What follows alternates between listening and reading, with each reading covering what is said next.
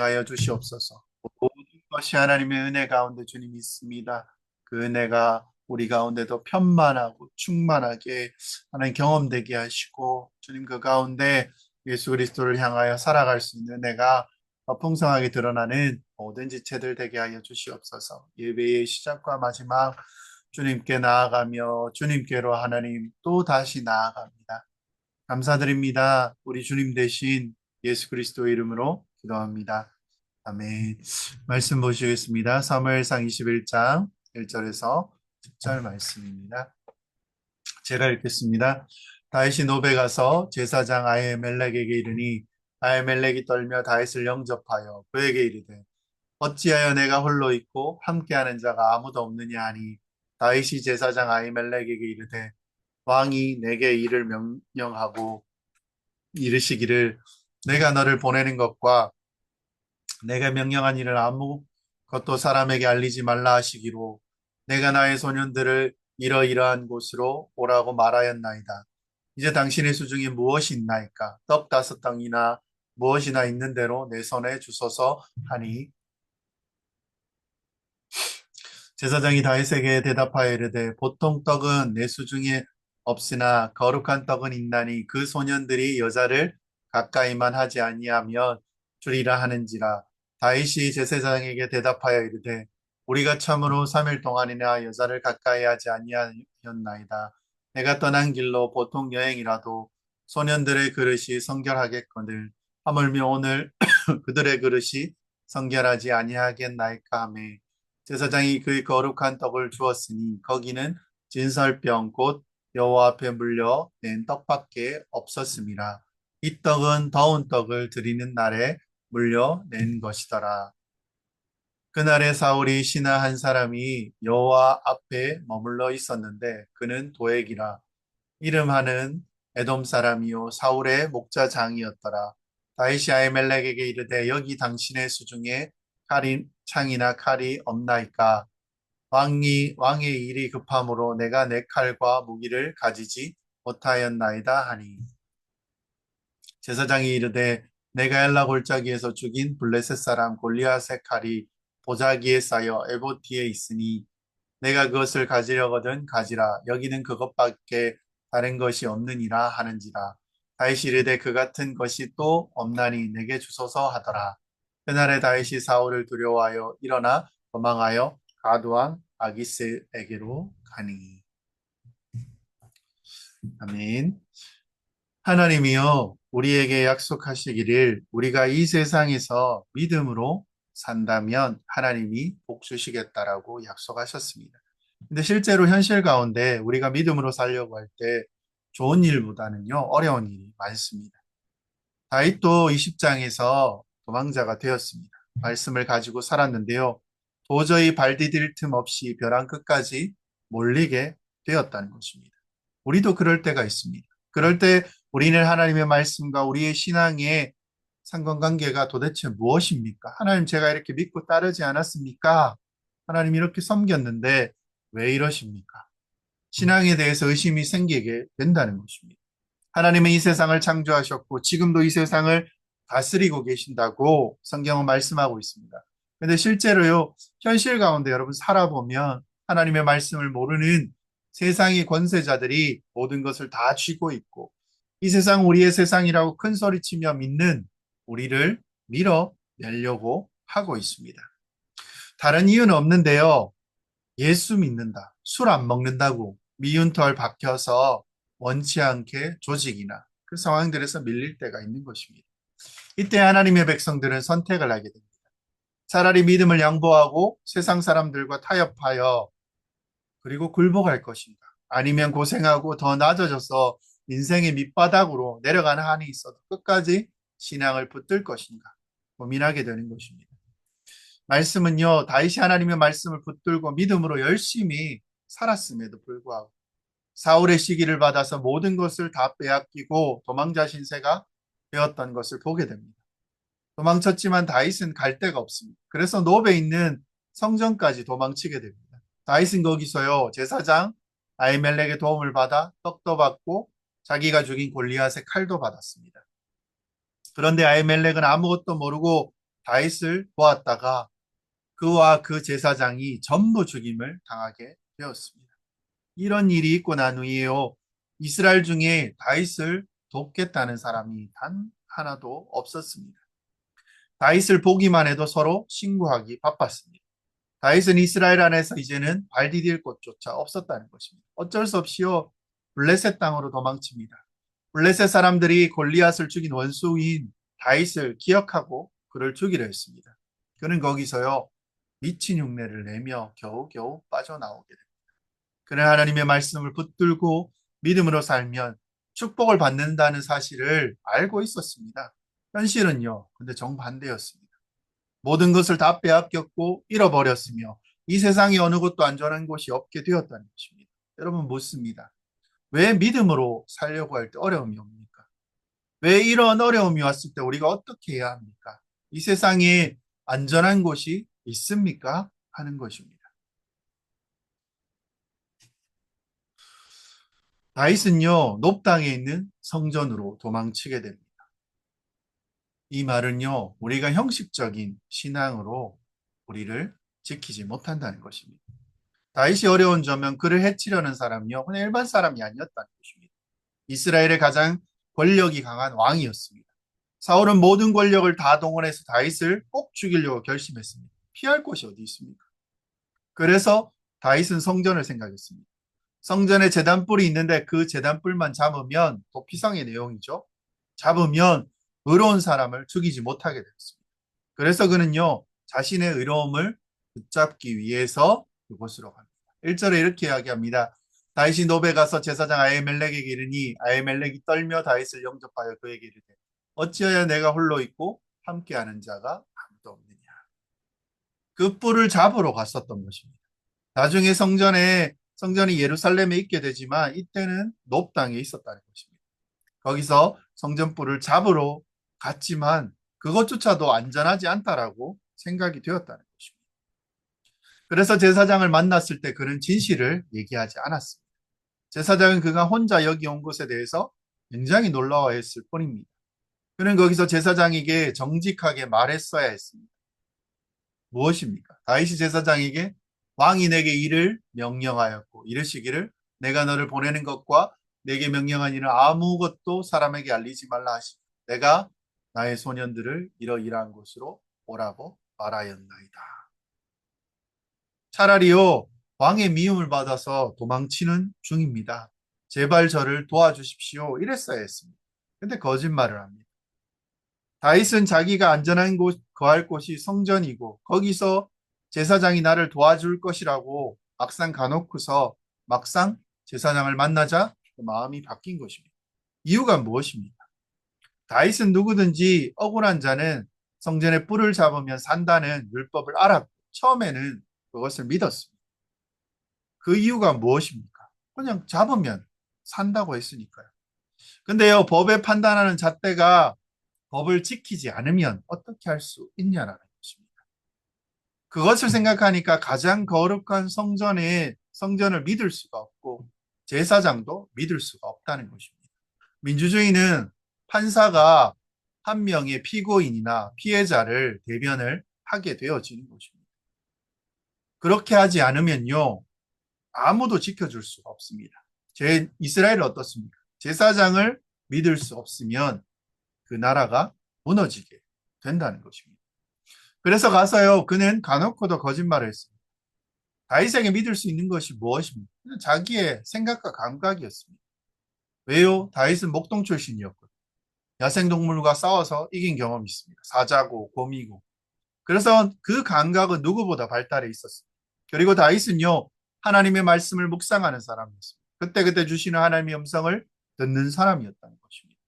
성전불을 잡는 것은 율법이었고 법이었고 근데요 그가 성전을 향해 가면서 하나님의 어떤 영감을 듣게 되는데 성전불을 잡는 것은 그저 형식이었습니다. 그 형식이 너를 지켜주지 못할 것이다. 너는 더 도망가야 한다고 하는 하나님의 어떤 음성을 들었을 것입니다. 오늘날도요 우리가 형식적으로 신앙할 때가 있습니다. 신앙생활을 할 때가 있습니다. 형식적으로 봉사를 합니다. 형식적으로 예배를 합니다. 형식적으로 직분을 받는다는 것입니다. 이것은요, 결정적인 때에 이것이 아무 도움이 안 된다는 것입니다. 교회에서는 항상 새로운 은혜가 있어야 합니다. 몇 년 전에 받은 은혜는요, 그때 은혜일 뿐입니다. 지금의 은혜가 아닙니다. 지금 내 마음을 채우는 은혜가 있어야 합니다. 지금 하나님과 나 사이에 어떤 막힌 담이 있어서는 안 된다는 것입니다. 옛날에 크게 한번 받은 은혜, 그것을 생각하면서요, 오늘 어떻습니까? 나 옛날에 괜찮았지? 형식만 가지고, 껍데기만 가지고 살려고 하는 우리는요, 절대 하나님 앞에서 그렇게 못 살아갑니다. 땅콩이나 호두가 알맹이 없으면 그냥 버려지는 거죠. 태워, 태워 쓰는 그냥 불쏘시개 정도밖에 안 된다는 것입니다. 사랑하는 성도 여러분, 우리 중에 예민하지 않은 사람은 없을 것입니다. 무슨 한마디만요, 누구에게 들으면, 싫은 소리 들으면 상처받습니다. 우리의 마음보다 더 예민한 것이 하나님의 은혜입니다. 하나님의 은혜가 떠난 교회, 하나님의 은혜가 떠난 내가 가진 직분, 하나님의 은혜가 떠난 나의 봉사, 다 껍데기입니다. 태워져야죠. 오늘 많은 그리스도인이 무너지는 것이 여기에 있다는 것입니다. 늘 하나님 앞에 새로운 은혜를 받고 늘 하나님이 만나주시는데 그것이 아닌 오래 믿었던 관록을 자라. 내가 신앙생활이 몇 년인데 내 직책이 뭔데 내가 장로인데 그걸 내세우고 높당에 있는 성전이요. 다윗에게는 아무 도움이 안 되었다는 것입니다. 거기 제사장들도 도움이 안 됐습니다. 다윗이 거기까지 가놓고서 아 이게 아니구나. 내가 이 사람을 믿을 수 있나? 내가 제단의 뿔을 잡고 있으면 과연 살 수 있나? 못 산다는 결론에 도달했습니다. 불신의 나라였습니다. 불신의 시대가 되었다는 것입니다. 그래서 그는 다시 도망칠 수밖에 없었습니다. 오늘 우리가요 드리는 예배는 내 인생의 유일한 예배가 되어야 합니다. 이 예배에서 우리는 은혜를 받아야 합니다. 여기에 하나님의 축복을 받아야 합니다. 여기에 내 영혼이 사느냐 죽느냐가 결판 나야 합니다. 그것이 없으면요 예배 드린다는 것이 나를 보호하거나 지켜주지 못합니다. 우리가 여기서 생각해 볼 것이요 다윗이 거짓말한 것이 옳으냐 하는 것입니다. 지혜입니까? 아니요 거짓말입니까? 분별이 안 됩니다. 그래서 우리는 지혜가 필요하다는 것입니다. 그래서요 다윗은 제사장에게 요구합니다. 두 가지나 요구합니다. 다윗은 사울에게 도망칠 때 너무 급하게 도망쳤잖아요. 양식이 없었습니다. 그래서 높다까지 오면서 굉장히 시장했을 것이고 그래서 3절에 뭐라고 해야 합니까? 이제 당신의 수중에 무엇이 있나이까? 떡 5덩이나 무엇이 있는 대로 내 손에 주소서 하니. 제사장이 양식을 달라고 했습니다. 근데 성전엔 떡이 없죠. 단지 있는 것이 뭐냐면요. 거룩한 떡. 거룩한 떡은 못 먹는 떡입니다. 성소에 들어가면요. 못 들어가죠. 12개의 떡이 진열되어 있습니다. 이 떡은 먹는 떡이 아니고 하나님 앞에 그냥 진열하는 떡입니다. 이게 한 주가 지나면요. 물려서 나오게 되는데 이것은 제사장만 먹을 수 있습니다. 근데요. 제사장이 다윗에게 떡을 줍니다. 보통 떡은 수중이 없으나 거룩한 떡은 있나니 그 소년들이 여자를 가까이 하지 아니하면 주리라 하는지라. 일반인이 먹을 수 없습니다. 근데요. 다윗의 일행이 너무 배가 고파서 율법을 잠시 양보하고요. 그 떡을 다윗에게 준 것입니다. 이것은 양보의 규정이라는 것인데 신앙적으로는 꽤 신학적으로 굉장히 중요한 의미가 있습니다. 양보의 규정은요. 율법이 생명을 대신할 수 없다는 것입니다. 배고픈 사람이 죽어간다면요. 먹여서 살리는 것이 율법입니다. 안식일을 거룩하게 다른 거 안 하고 하나님만 섬기는 날이지만 병든 사람이 있다면 죽어가는 사람이 있다면 치료해서 고치는 것이 율법입니다. 그래서 굶어 죽어가는 사람, 병든 사람을 내팽겨치고 예배드린 것이 하나님을 믿는 것이 아니라는 것입니다. 그래서 예수님은요, 율법의 정신이 무엇이냐고 물으실 때 사랑이라고 말씀하셨습니다. 살인하지 말라, 도둑질하지 말라, 간음하지 말라 하신 것은요, 내 행복 중에 내 행복이 중요하다면 다른 사람의 행복도 중요하다는 것을 알라는 것입니다. 모든 사람은 하나님이 주신 이 세상에서 다 행복하게 살 권리가 있습니다. 이것을 인정해 주는 것이 율법의 정신입니다. 그래서 그리스도인인 우리는요, 자기의 행복을 위하여 남의 행복을 해치는 것은 죄입니다. 죄 짓는 것입니다. 율법을 깨뜨리는 것입니다. 여기서 아히멜렉은요, 배가 고파서 헐떡이는 다윗에게 율법 조항을 설명하지 않고 그냥 떡을 내어 준 것입니다. 먹을 수 없는 떡을 준 거죠. 왜냐면요, 율법은 살리는 것이 율법이다. 이것을 아히멜렉은 알고 있었다는 것입니다. 단지 확인한 것은 하나였습니다. 여자를 가까이 했느냐? 이것만 확인했던 것입니다. 왜냐면요, 여자를 만나가면서 배고픈 것은요, 진짜 배고픈 것이 아닙니다. 할 짓 다 하고 놀고 싶은 거 다 놀고 그러면요. 그러면서 배가 고프다고 하는 사람은요. 하나님의 율법을 양보해 가면서까지 은혜를 베풀 필요가 없습니다. 이 신약 시대, 새 언약 시대의 바리새인들은요. 안식일에 아무것도 안 해야 된다고 했습니다. 그때 예수님께서 뭐라고 하셨습니까? 안식일이요. 사람을 위해서 있는 것이지 사람이 안식일을 위해서 있는 것이 아니라고 하셨다는 것입니다. 다시 말하면요. 안식일은 치료 못 받으면 죽을 사람을 위해서 치료하는 것이 안식일 규정이지 그 사람을 내버려 두고 지키는 것은 안식일 규정이 아니라는 것입니다.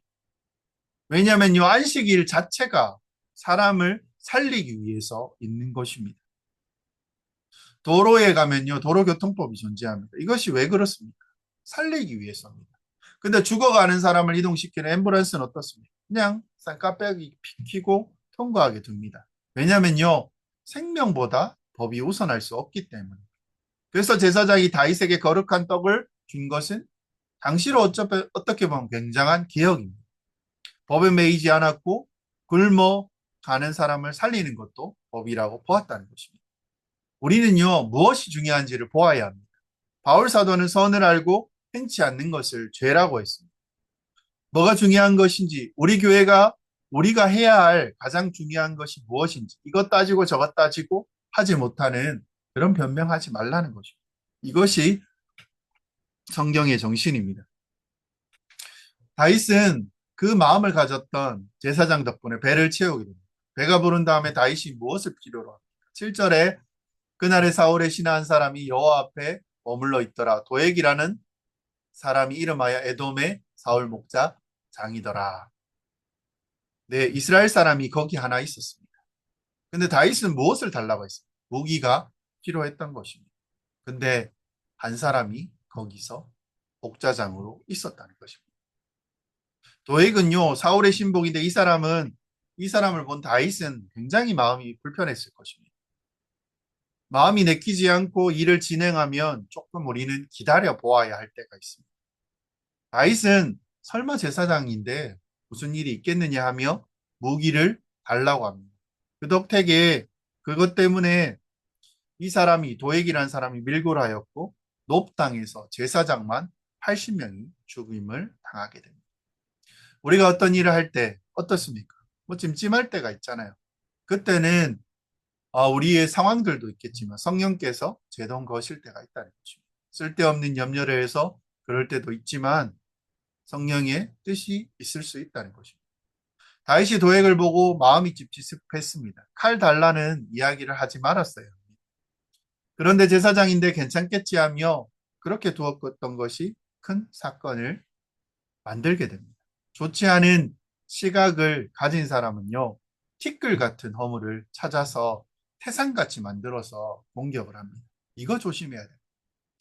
교회에 100명이면 100명 다 생각이 다릅니다. 근데요, 사람들이 순수해서 그런 생각까지 못합니다. 다 내 마음 같을 거라고 생각하고 일을 진행하면 나중에 큰 오해를 당하고 상처를 입을 때가 있다는 것입니다. 이거 한두 번 경험하고 나면요, 내만 괜찮으면 되는 것이 아니구나를 생각하게 됩니다. 그러면서 배웁니다. 그래서 우리는 편법을 써서는 안 됩니다. 편법이라고 하는 것이 뭐 별거 있겠냐, 그냥 편하게 가지 하면 이게 안 괜찮게 됩니다. 수습이 안 될 때가 있습니다. 우리가 교회 안에서 도액 같은 사람이 있다는 것을 우리는 생각해야 돼요. 나쁜 것은 아닙니다. 이 사람이 있기 때문에 가능한 모든 것을 투명하게 해야 되고요. 분명히 여기에는 다른 생각을 가진 사람들이 있다는 것을 공개적으로 투명하게 의논해서 허락을 받아서 문제가 없게 해야 한다는 것입니다. 근데요, 여기에서 제사장이 실수를 합니다. 거룩한 떡을 준 것까지는 괜찮은 좋은 개혁적인 결정이었습니다. 근데요, 다윗이 바쳤던 칼을 돌려준 것은 큰 실수가 되는 거죠. 칼이 보자기에 쌓여 에봇 뒤에 있으니 내가 그것을 가지려거든 가지라. 라고 이야기를 하죠. 그 바쳤던 칼을 도로 돌려받았습니다. 우리가 생각하기에 다윗이 바친 칼은요, 다윗이 돌려받는 것이 무슨 문제가 있습니까? 근데 그게 아니었습니다. 우선 생각해야 될 게요. 다윗이 제사장에게 무기를 요구할 수 있느냐 하는 것입니다. 제사장에게 무기를 요구할 수 없습니다. 제사장의 무기는 무엇입니까? 기도입니다. 성전 안에도 물론 칼이 있습니다. 근데요, 그 칼은 짐승을 잡는 칼입니다. 칼이 있어도 줄 수 없는 칼입니다. 제사장에게는 무엇을 바라야 됩니까? 기도해 달라고 해야 됩니다. 무기를 요구할 수 있느냐? 그때 뭐라고 했습니까? 신약에 보면요. 베드로가 은과 금은 내게 없거니와 내게 있는 것으로 내게 주노니 나사렛 예수의 이름으로 일어나라. 그들은요, 자기에 있는 것으로 안전벨기를 고쳐준 것입니다. 우리가 다른 사람을 도울 때 굉장히 조심할 것이 있습니다. 무엇이냐면요, 함부로 내가 있다고 해서 주면 안 된다는 것입니다. 제사장이 칼이 있다고 해서 줄 수 있는 것이 아닙니다. 제사장의 신분은요, 기도하는 것입니다. 내가 내게 줄 수 있는 것은 기도다. 이렇게 말하는 것이 옳습니다. 우리는 항상 생각해야 할 것이 내 본분이 무엇이냐 하는 것입니다. 하나님께서 나에게 맡긴 것이 뭐냐? 이것을 생각해야 됩니다. 내가 사업하는 사람이야. 기도하는 사람, 설교하는 사람이야. 이걸 분명히 해야 되는 거죠. 잘해주려고 하다가 죄를 짓게 되는 것입니다. 제사장은 잘해주려고 칼을 주게 됐고, 이 칼이 자기를 치게 만들었습니다. 칼이 있으면 주면 안 됩니다. 굶어 죽어가는 사람에게 율법은 양보해서 떡을 줄 수는 있어도 칼을 준 것은요, 오바입니다. 절대 자기 본분을 넘어가서는 안 됩니다. 그러면요, 은혜가 사라집니다. 다윗도 자기가 바친 칼이라고 다시 가져갈 수 있느냐? 못 가져갑니다. 하나님께서 한 번 바친 것은, 하나님께 한 번 바친 것은 누구 것입니까? 하나님 것입니다. 자기 것이라고 주장하는 말도 안 되는 행태가 여기 있는 거죠. 근데 여기서 제사장이 다윗하고 친하다고 해서 지 맘대로 한 거죠. 여기서 걸려서 높 제사장 가문이 이것 때문에 멸문되게 됩니다. 칼만 안 주었어도요, 안 죽었을 텐데. 친하다고 도와준 바람에 집안이 망하게 된 것입니다. 사랑하는 지체 여러분, 신앙생활이요, 쉽습니까? 어렵습니까? 쉽지 않습니다. 처음에는 열정만 가지고 다 할 수 있을 것 같습니다. 근데요, 그렇지 않습니다. 교회 생활을 할 때 지혜로워야 합니다. 살 얼음판을 걷듯이 조심해야 됩니다. 믿는 우리도 다 죄인이기 때문에 하나님의 은혜가 없으면 아무것도 안 된다는 것입니다. 문제는 이 제사장은요, 비느하스의 후손입니다. 비느하스가 이 제사장 할아버지였는데 성전을 더럽힌 사람입니다. 하나님의 성전의 재물을 빼돌리고 그리고 7계명을 범하고 굉장히 이스라엘을 영적으로 더럽힌 사람이었습니다. 그때 하나님은 너희 집안에 노인이 없을 것이고 내 직분을 빼앗겠다고 하셨습니다. 그 죄를요, 손자가 뒤집어 쓴 것입니다.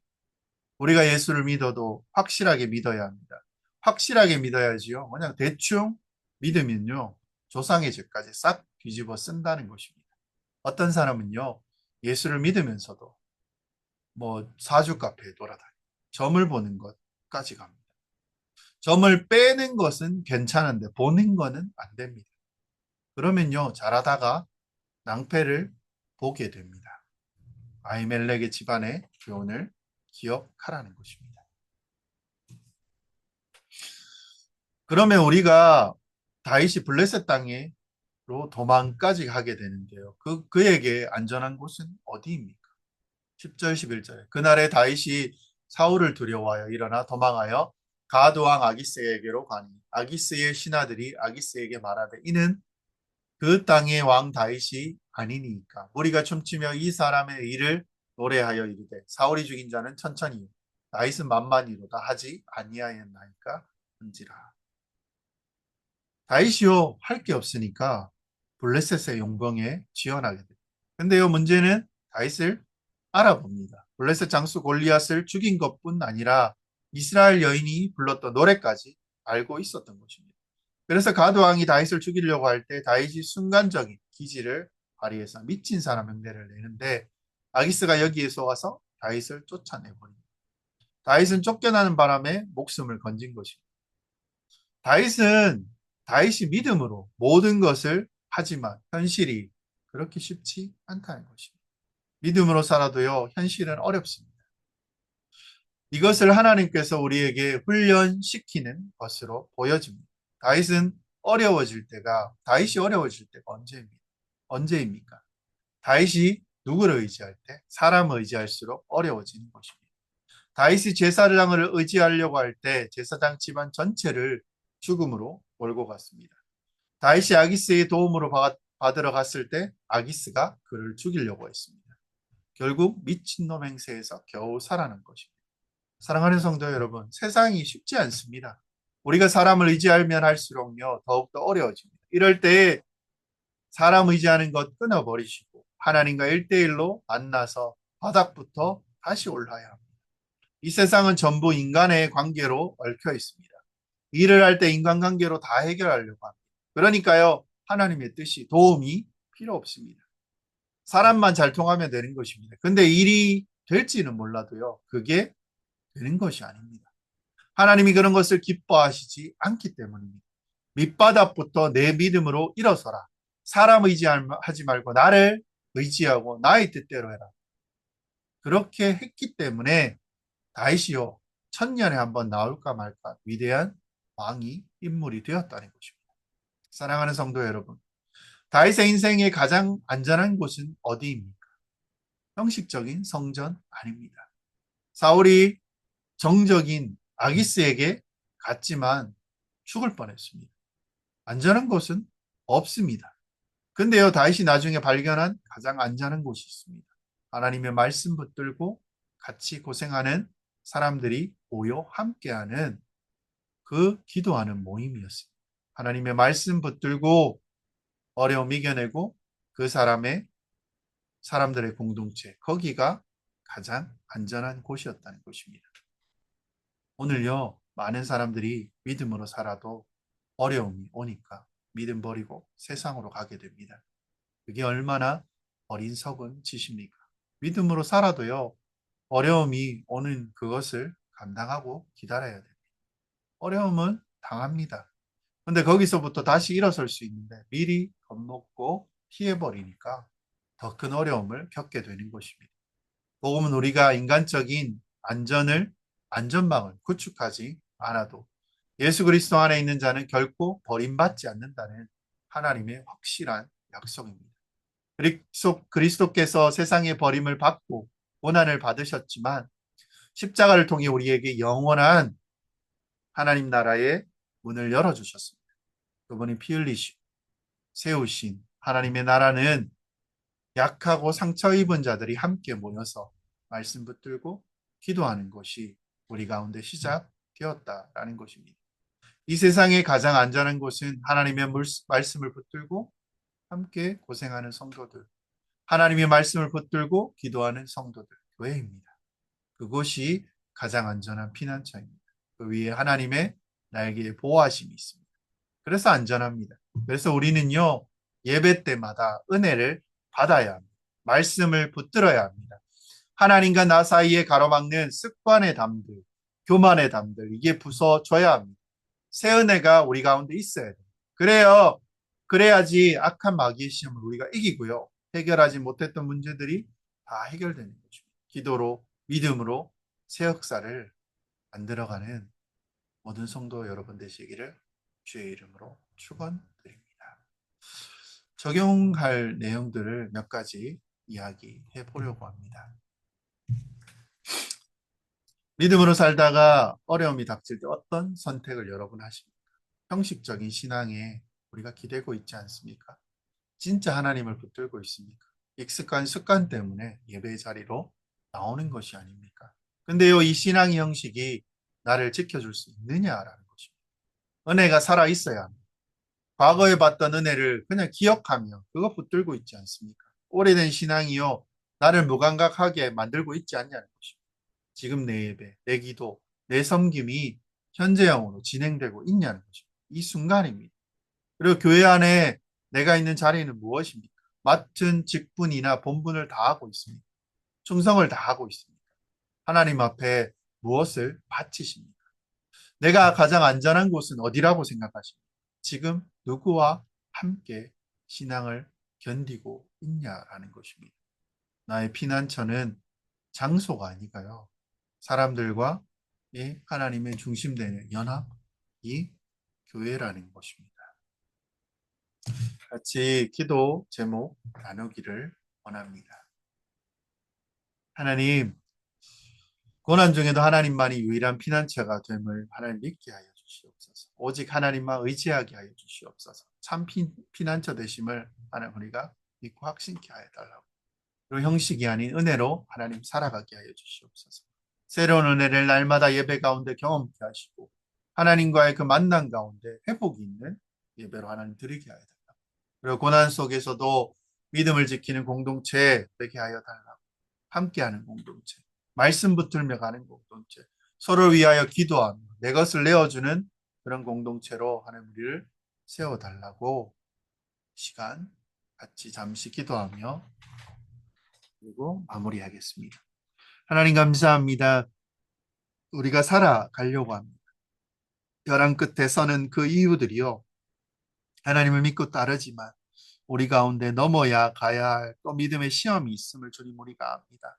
세상에 그 어느 곳도 안전한 곳이 없음을 하나님 깨닫게 하시고 하나님 그 가운데서 주의 말씀과 주의 뜻에 더 분명하게 합당하게 하는 우리 걸어가는 자들 주님 되게 하여 주시고 형식만 남은 그 예배 자리에 예배의 모습이 하나님 우리 가운데 없게 하여 주시옵소서. 고난 속에서도 하나님 함께 기도할 수 있으면 함께 엎드릴 수 있는 공동체를 하나님 허락하시고 그 가운데 속하여 진정한 기쁨과 감사로 하나님 우리가 살아가는 자로 하나님 우리를 이끄시고 인도하여 주시옵소서. 우리가 할 수 있는 것이 없습니다. 그럼에도 불구하고 주님께서 우리를 세우셨고 인도하였음을 더욱더 믿는 그런 자들 주님 되게 하여 주시옵소서. 기도하겠습니다. 하나님 감사합니다. 3일 예배로 주 앞에 나왔습니다. 우리 가운데 예배에 감격이 주님 있게 하시고 말씀 가운데 다시 세워지며 기뻐할 수 있는 그런 은혜가 하나님 우리 가운데 더욱더 풍성하며 온전하여지기를 주님 소망하며 확신하며 나아가는 그런 자들로 하나님 우리를 세우시고 주님 인도하여 주시옵소서. 연약한 지체와 하나님 예배 자리 나온 모든 성도를 하나님 기억하시고 그들의 삶과 그들의 때와 그들의 모든 날들 가운데 하나님 함께 동행하여 주시옵소서. 3일을 지나여 또 하나님 또 주일을 향하여 나아가는 또 5월이라는 이 가정의 달 가운데 정말 여러모로 많은 생각과 챙김과 바쁨이 주님 있을지라도 예배 안에 나와 예배로 하나님 더욱더 기뻐하며 즐거워할 수 있는 모든 지체들 주님 되게 하실 줄로 믿습니다. 한 지체 한 지체 하나님 기억하시고 연약하고 아픈 성도들 하나님 더욱더 함께 하셔서 그들의 심령과 마음 가운데 하나님 더 온전하며 기뻐할 수 있는 주님을 향하여 걸음이 하나님 단 한순간도 멈추지 않는 그런 은혜가 하나님 저들 가운데 있기를 주님 소망합니다. 오늘도 주님 의지하며 주님과 함께 동행하는 또 한 걸음이 되게 하여 주실 것을 믿습니다. 감사드립니다. 우리를 대신하여 십자가에 못 박히신 우리 주 예수 그리스도의 이름으로 기도합니다. 축도드리겠습니다. 지금은 우리 주 예수 그리스도의 그 크신 은혜와 아버지 하나님의 말로 닿을 수 없는 사랑하심과 성령의 감화 감동 교통하심이 주 앞에 우리의 껍데기는 내려놓고 알매기로 하나님 앞에 나아가기로 다짐하는 모든 성도들 머리 위, 교회 위에 이제로부터 영원까지 함께 있을지어다.